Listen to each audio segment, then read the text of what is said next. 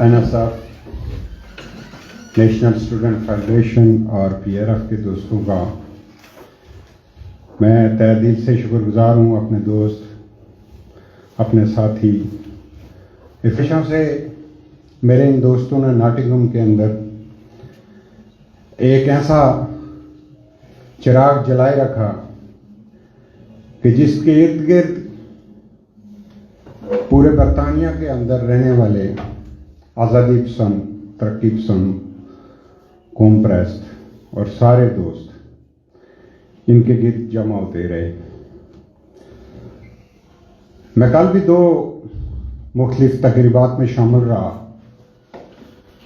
مگر اس تقریب کی یہ خوبصورت بات ہے، شاید وہ تقریبیں ان سے بڑی تھی، اس میں لوگوں کی حاضری زیادہ تھی. مگر اس تقریب کی خوبصورت بات یہ ہے کہ عرفان یعقوب کے اسٹیج سے وہ سارے دوست جو کسی نہ کسی طرح شاید ایک دوسرے کی تقریبات میں تو نہ جا سکے، مگر یہاں اس ایک چھت کے نیچے اور ایک فلور کے اوپر موجود ہیں. میں لازمی طور پہ اور دلی طور پہ ان کی کوششوں کا، ان کی اس جدوجہد کا میں تہہ دل سے شکر گزار ہوں. اور میں سمجھتا ہوں کہ اگر کوئی جدوجہد، اگر کوئی صحیح سمت اختیار کرے گی یا کر سکتی ہے تو وہ انہی لوگوں سے جو ماحول میں، جو موجود میں زندہ ہوتے ہیں، وہ اسی وقت اور اسی حالات کے مطابق تبدیلی کے لیے کوششیں کرتے ہیں، اور وہی تبدیلی کامیاب تبدیلی ہوتی ہے. کسی نے کہا کہ قوموں کی آزادی کے لیے 70 سال، 80 سال، 100 سال کچھ بھی نہیں ہوتے، مگر ایک بات ضرور رہی ہے کہ 2 مملکتیں دنیا میں ایسی بنی ہیں جس کو ڈائس بورا نے بنایا تھا. ایک مملکت جسے ہم پولینڈ کہتے تھے، اور شاید یہ دنیا کے تصور میں یہ بات ختم ہو گئی تھی کہ پولینڈ دنیا کے نقشے میں دوبارہ کبھی کنٹری بن سکے گا یا کبھی اس کی سرحدیں بن سکیں گی. مگر یہاں برطانیہ میں اور یورپ میں بیٹھے ہوئے پولش لوگوں نے ایک سمت کا تعین کیا، اور وہ 100 سال تک آپس میں اس یورپ میں بھی لڑتے رہے کہ یہ پادری کے دوست ہیں، اور یہ کلیسا کے دوست ہیں، اور یہ چرچ کے دوست ہیں، یا یہ یہاں کے حکمرانوں کے دوست ہیں. مگر آخر وہ اس نتیجے پہ پہنچے کہ ہم نے ایک ریاست بنانی ہے، اور انہوں نے ریاست بنائی. ہمیں اختلاف بہت ہوگا یروشلم کی ریاست سے، بنی اسرائیل کی اس ریاست سے جسے بنی اسرائیل کہتے ہیں. ہم مسلمانوں کو یا دنیا کے کئی نن مسلم کو بھی اس پہ اتفاق نہیں ہے، مگر وہ ریاست، وہ ایک دنیا کی آج طاقتور ترین ریاست، سرمایہ پہ راج کرنے والی ریاست، دنیا کی دولت کو مقبوضہ کر کے پوری دنیا کے تمام انسٹیٹیوٹ کو اپنے زیر اثر لانے والی ریاست. یہاں یورپ میں، کینیڈا، امریکہ میں اور برطانیہ میں بیٹھے ہوئے ان جیوش ڈائسپورا نے اس ریاست کا وجود بنایا اور ایک ریاست بنی. اور نہ کہ ریاست بنائی، مگر اتنی طاقتور بنائی کہ آج پوری دنیا میں جو بھی انتہائی اہم فیصلے ہوتے ہیں پوری ریاستوں کے اندر، پوری دنیا کے گلوبل سسٹم کے اندر، اس میں اسرائیل کا اثر ہوتا ہے. اور ان کی آبادی آپ دیکھیں کہ وہ چھوٹی سی مینارے کی دنیا میں موجود ہے. اس لیے ریاست ہماری، یہ جو جدوجہد کے دوران ہماری آپس میں اختلاف رہیں گے، ہماری آپس میں بحثیں رہیں گی، مگر ایک چیز کو کہ ہمیں ڈیبیٹ ختم نہیں کرنا چاہیے. ہم سیاسی لوگ ہیں، ہماری کوئی ذاتی لڑائی نہیں ہے، ہماری کوئی ذاتی جنگ نہیں ہے. ہم لوگوں کا جو ڈیبیٹ ہے وہ ایک ریاست کے لیے ہے، نہ کہ اپنی زمین کے لیے ہے، نہ اپنے ذاتی سرمایہ کے لیے ہے. نہ ہی ہمیں اپنوں میں سے دشمن تلاش کرنے چاہیے، اور نہ ہی ہمیں اپنے اپنوں میں سے دشمن پیدا کرنے چاہیے. ہمیں ایک اور کوشش کرنی چاہیے کہ اس قومی آزادی کی اس جدوجہد میں ہم نے اپنے دشمنوں کی تعداد میں ہمیشہ کم کرنے چاہیے اور ان میں دوستوں میں اضافہ کرنا چاہیے. اور دوستوں کا اضافہ تبھی ہوگا کہ ہم ایک دوسرے سے مل بیٹھیں, ایک دوسرے سے گفتگو کریں, ایک دوسرے سے ڈیبیٹ کریں اور ایک مثبت ڈیبیٹ کریں. ایک چیز مجھے بھی یاد آئی, آج احمد فراز کا ذکر کیا جناب شوکت بٹ صاحب نے اپنی اسپیچ میں, تو ان کی ایک نظم ہے, چھوٹی سی بھی ہے اور طویل بھی ہے, مگر میں اس کا ایک حصہ کہ وہ کہتا ہے کہ اے آسمان کی طرف نگاہ کیے اپنے رب کریم کے در سے موت کی بھیک مانگنے والے, چھوڑیے انداز دعاؤں کا تابع کے آسرا خطاؤں کا, ایک نعرہ وحشت ہے بڑھ ایک قدم بغاوت کا. دیکھ اس درنگار مسجد کو جس کی زرعی جگمگاہٹ سے اس کے مینار جگمگاتے ہیں, شوق غلمہ لگائے سینے سے ملک الموت نیم خوابیدہ یاد رب کریم میں گم ہیں. چھوڑیے انداز دعاؤں کا تابع کے آسرا خطاؤں کا, فقط ایک نعرہ وحشت ہے بڑھ ایک قدم بغاوت کا. یا یہ خیر و شر کے رکھوالے تجھے موت کی بھیک دے دیں گے, یا ان کے محیط پنجوں سے چھڑا کے اپنی زندگی پالے ہے موت کی بھیک مانگنے والے. سرمایہ کا جو بنیادی اصول ہے, جو ایک جو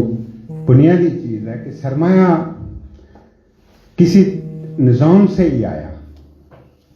وہ کوئی انقلاب سے نہیں پیدا ہوا بلکہ ایک پچھلے نظام کی تبدیلی سے ایک دوسرا نظام جنم لیتا ہے. اور ہم سرمایہ کو بہت برا کہتے ہیں, ہم اس کو سرمایہ کے رول کے اور اس کے تضاد کو جب تک ہم نہ سمجھیں گے ہم شاید آگے بھی نہ بڑھ سکیں گے.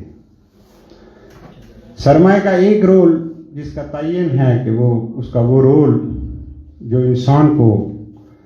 بم بنانے پہ مجبور کرتا ہے, ٹینک بنانے پہ مجبور کرتا ہے, ہتھیار بنانے پہ مجبور کرتا ہے, اور ایک اس کا وہ رول ہے جو اس کو سرمایہ کا وہ رول کہ جو اس کو لپسٹک بنانے پہ مجبور کرتا ہے, جو اس کو پرفیوم بنانے پہ مجبور کرتا ہے, جو اس کو لیپ ٹاپ بنانے پہ مجبور کرتا ہے, یہ جو ہمارے پاس جدید فون ہے یہ بنانے پہ مجبور کرتا ہے. سرمایہ کے پہلے رول کو کبھی امن نہیں چاہیے اور سرمایہ کے دوسرے رول کو امن چاہیے, یہ اس کا بنیادی تضاد ہے. اور اس تضاد میں ہم جو لوگ جو ایک قومی آزادی کی اس جدوجہد کو اگر نہ سمجھ سکے کہ پاکستان کی مارکیٹ اور ہندوستان کی مارکیٹ دنیا کے سرمایہ کو کس کو اٹریکٹ کرتی ہے, وہاں بم بیچ کے زیادہ پیسے بنائے جا سکتے ہیں, وہاں لپسٹک زیادہ بک سکتی ہے, تو یہ تعین اس سرمایہ کی اس مارکیٹ سے ہو رہا ہے جو قومی آزادی کی تحریکوں کو اس وقت تبدیل کر رہا ہے. اور پوری دنیا میں جو بھی لوگ جدوجہد کر رہے ہیں ان کا تمام لوگوں کا مستقبل ان سرمایہ کے ان بنیادی پرنسپل اور ان اصولوں سے جا کے جڑ جاتا ہے جہاں ریاستیں بنتی اور ریاستیں ٹوٹتی ہیں. آج اگر دیکھا جائے تو اگر رشیا یوکرائن کو فتح کرنا چاہے تو اگلے 24 گھنٹے سے 4-10 دنوں میں اس کو فتح کر سکتا ہے, مگر وہ وہاں آ کے بیٹھ گیا, اس نے اس کو فتح نہیں کرنا. اس نے پورے دنیا کے سرمایہ دار کمپنیز کو اور پورے دنیا کے سرمایہ کو ایک چیلنج کیا ہے کہ میں تمہاری یہ چیزیں ختم کر کے تمہیں مشکل میں ڈال سکتا ہوں. اور آج ایک یورپ کو, ایک رشیا نے سارے یورپ کو مشکل میں ڈال دیا ہے. اور اگر آپ میرے ایک دوست کے بقول کہ اگر سوئٹزرلینڈ میں کسی کے گھر کا ٹمپریچر 19 سے زیادہ ہوگا تو اس کے گھر کے اندر جا کے وہاں کی ایڈمنسٹریشن اس کو 1000 فرینک اس کو جرمانہ کرے گی. اس کی بنیادی وجہ یہ ہے کہ وہاں گیس اور انرجی کے کرائسس شروع ہو گئے. اس لیے یہ ہمیں ان تضادات کو سمجھے بغیر ہم اپنے قومی سوال کو سمجھنا ہمارے لیے مشکل ہوگا, اور یہی ہمارے درمیان آئندہ فیوچر میں ہماری بحثیں ہونی چاہیے کہ یہ پوری دنیا کا جو اس وقت ایک بدلتا ہوا سرمایہ کا رول ہے, اس کو جب تک ہم نہ سمجھ سکیں ہم ریاست کی ان آزادیوں کے تصور کو نہیں آگے بڑھا سکتے. ہم سمجھ ضرور سکتے ہیں, ہم نے تاریخ سے بہت کچھ سیکھا, ہم نے تاریخ کو سمجھنے کی کوشش کی, ہمارے کشمیر کے سارے دوستوں کو جو اسپیشلی اس نقطۂ نظر سے متفق ہیں، ان کو تاریخ کا باریکیوں کا پتہ ہے، مگر ہم نے اگلے مستقبل کے لیے بھی ایک لائحہ عمل کا ہم نے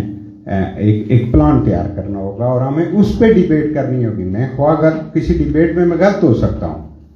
کسی ڈیبیٹ میں دوسرا صحیح ہو سکتا ہے، مگر اس کا مطلب یہ نہیں کہ غلط کو اس ڈیبیٹ سے باہر کیا جائے، بلکہ اس ڈیبیٹ میں اس کو بھی شامل کیا جائے